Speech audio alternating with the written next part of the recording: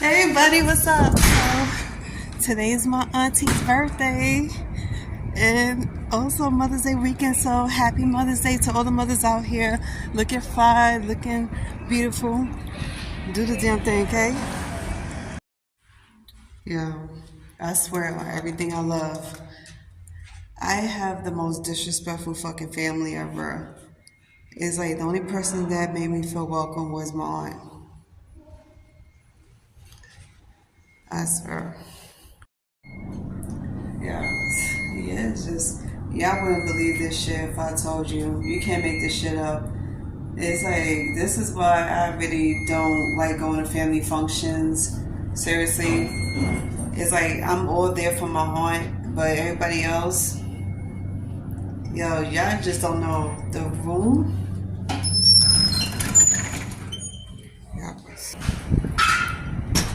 Yo, that awkward feeling in the room did not feel good at all. I felt like I didn't belong in there. I felt like they didn't want me to be a part of it. I don't know what the hell is up with my own family, but seriously, it's like, it's fucked up. It was uncalled for. So, as y'all know, today's my aunt's birthday. So she invited me to come over to hang with her and the family for her birthday. And as soon as I get in there, it's like 2-3 people out of the whole bunch say hello to me other than my aunt. And the entire time I was there, which was like only an hour, I didn't even stay there that long because I got there at the last minute, which I don't understand why I wasn't invited early on, but you know how that is. And the entire time I was there, it was completely uncomfortable. They made me feel uncomfortable in there. They treated me like I was unwanted. And this is so fucked up because you know how many holidays we spend together having dinner? And this is the second time they made me feel like I didn't belong in there. Everybody pretty much rolled their fucking eyes, snickering, like mumbling under their breath, making snotty comments. I tried to join in the conversation they was having. They basically acted like I said the wrong fucking things to them. Like what I said I shouldn't have said. And all I was asking was a question that was, pertaining to the fucking conversation they was having. And which was about a baby and whatever, and they looked at me like I should have just stayed my ass quiet, like why you even try to join in the conversation. This is the shit I don't like, and I try to keep my mouth shut as long as I could. Sorry if it's dark out here. It's nighttime out here, so there's nothing I can do about it, but I'm on my way home. I felt intense in there, like very much uncomfortable.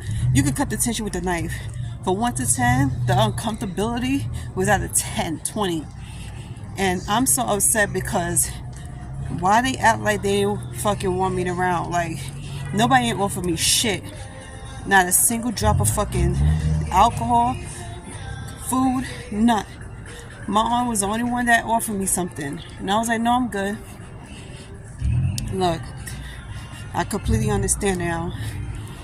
I am not wanted at certain places or celebrations, so I'm not going to just invite myself or go over there. Even if my aunt says it's okay. Because just off the strength of them acting like that, it's completely fucked up.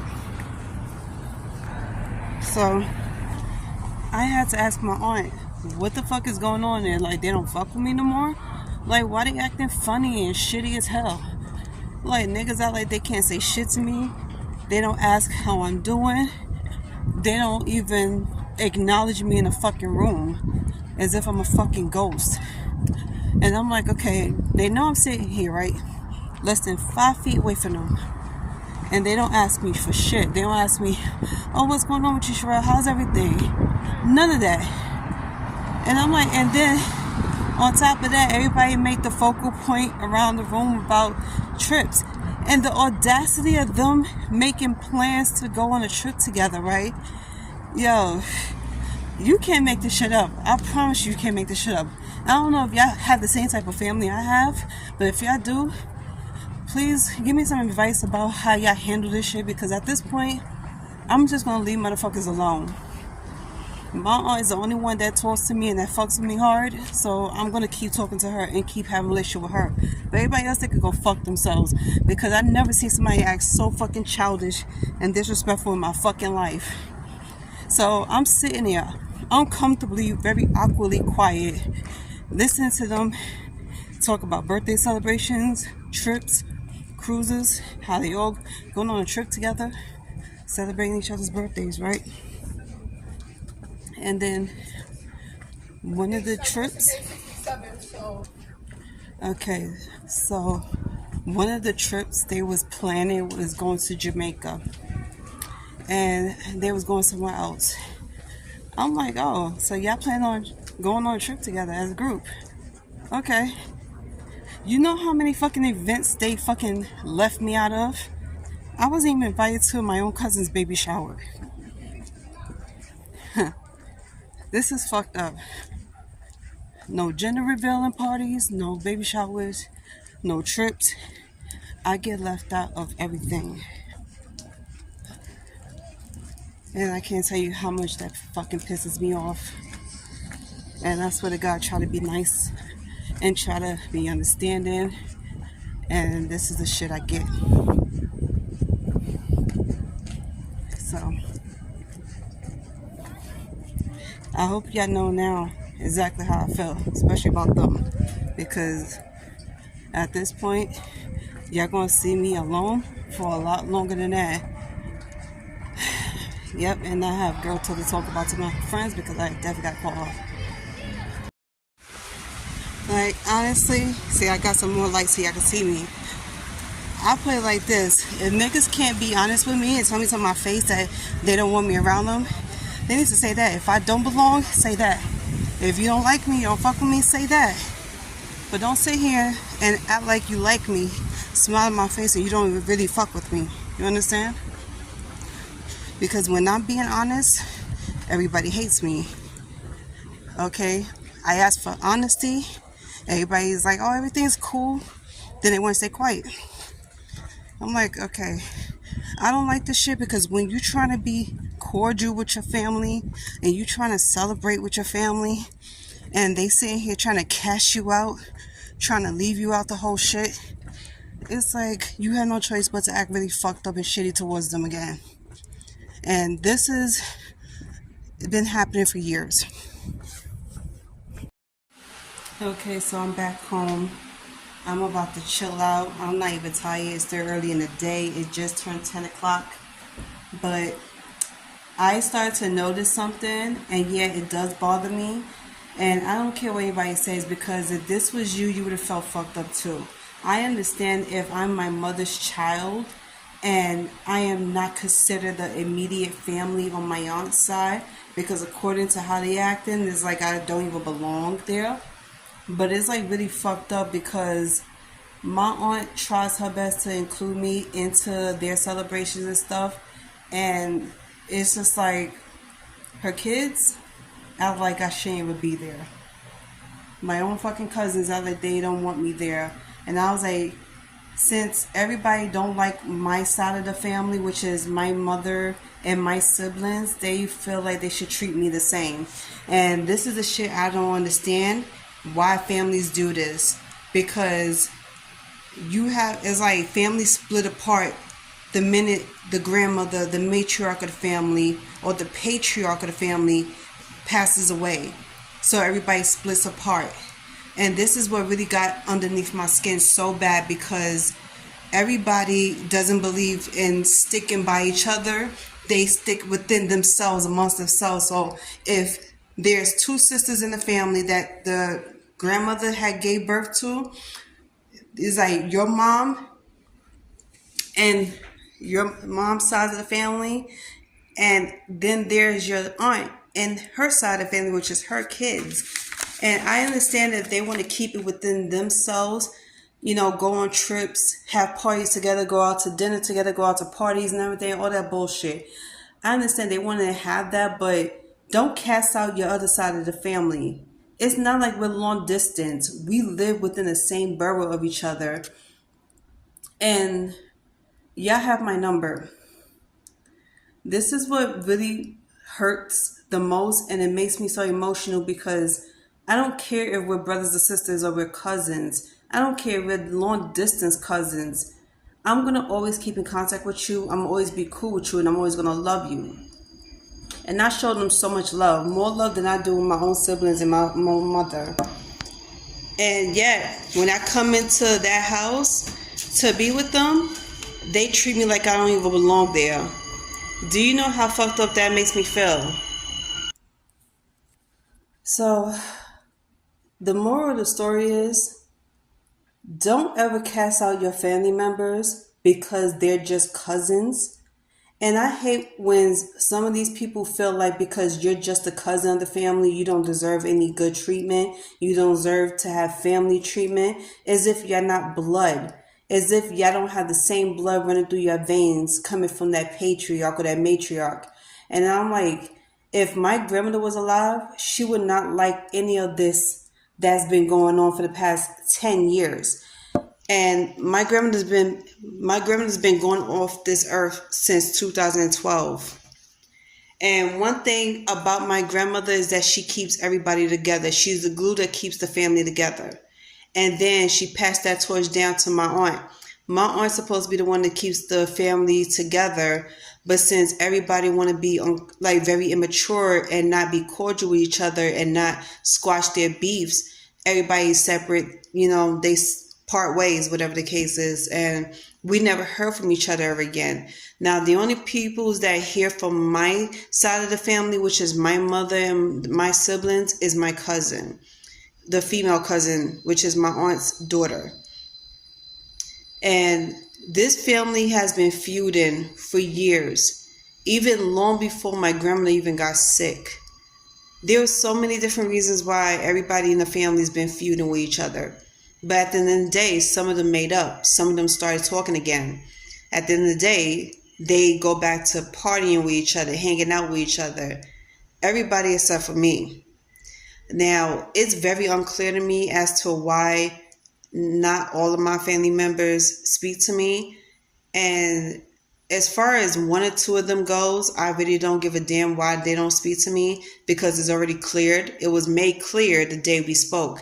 And then on top of that, the minute I moved to another apartment, shit got really crazy because my brother told them what he wanted to tell them, and it made them think differently about me. And I hate when you don't get the full truth. I hate when you only see one side of the story rather than see both sides of the story. And just because one person is hurt and they feel like something's been done wrong, that doesn't mean you could believe that person, because you don't know both sides of the story. And this is where the immaturity comes in, because instead of my own family coming to talk to me and squash the situation or get a good clarity about what's going on, they just believe that person's side of the story. So they're going to run with it. And that is the one thing I don't like. So I gave up. I just washed my hand clean of it, because at the end of the day, you can never talk to somebody who don't want to hear what you have to say. It's like talking to a brick wall. As many times you try to explain yourself to them that there's some shit that this person did that's never going to be forgivable, and then there's some shit that you're not going to tolerate. And when you tell that person you're not going to tolerate it, they want to get upset, and then they be like, oh, so now we're placing boundaries. Oh, yeah, you don't like it when I place boundaries, so you want to keep it moving, want to run off. Okay, skedaddle then. I am not holding a gun to nobody's head saying, hey, you got to stay in my life because of this and that, or whatever the case is. Just like if I'm in your household and you have a set of rules, I'm going by that rules. And out of respect for you, because this is your house, you're the head of the house, I am going to follow your rules. I'm going to have the utmost respect for you, your kids, your husband or wife, whoever it is. And I'm not the type to barricade myself in somebody's house. I'm not the type to disrespect somebody and their rules and their kids. I'm not the type to disrespect the rules, the ground rules of the house, because how you run your house, it's a very well balanced system that nobody could break. And if anybody was to come in and break it, that would be out of line. And yeah, I wouldn't invite them back either. So when I try to do that, everybody's looking at me like I'm the bad guy, like I'm the enemy here, like I'm the most disrespectful bitch in the world. And I'm like, really? Because I want boundaries, because I set a certain type of rule in my house. I am as private as they come in my house. So you rarely get to see people come in my house and do what they want to do on a daily basis. And I barely even have my lovers in the house, let alone boyfriends or girlfriends, as much as I would like to, because I like to go out a lot. I like to be at their place. If I don't want to be at home, I will call them up and say, hey, I want to come over and see you. So you rarely see anybody coming over here doing God knows what.